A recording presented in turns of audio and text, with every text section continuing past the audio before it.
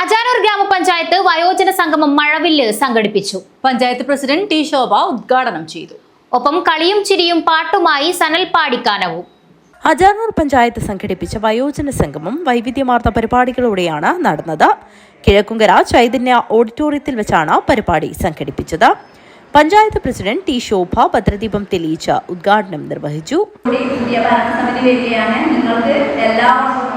വയോജന സംഗമങ്ങൾ തീർച്ചയായും നടത്തുകയെന്ന കാര്യത്തിൽ യാതൊരു സംശയമില്ല. കൂടാതെ തന്നെ നമുക്കറിയാം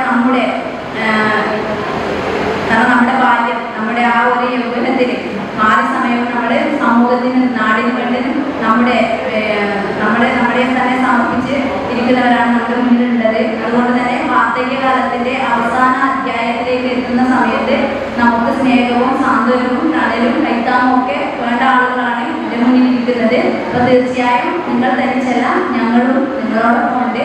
മഴവില്ല് എന്നൊരു വയോജന സംഘമാണ്, മഴവില്ല് എന്ന പേരിലുള്ള വയോജന സംഘമാണ് ഇവിടെ നടക്കുന്നത്. വികസനകാര്യ standing committee chairperson K Meena അധ്യക്ഷത വഹിച്ചു.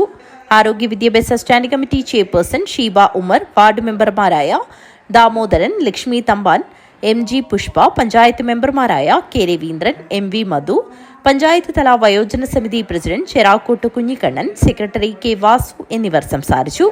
ക്ഷേമകാര്യ standing committee chairman Krishnan master സ്വാഗതവും ICDS supervisor Gowrisree K V നന്ദിയും പറഞ്ഞു. തുടർന്ന് ഹോസുർഗ് ജനമൈത്രി പോലീസിന്റെ നേതൃത്വത്തിൽ ക്ലാസ് എടുത്തു.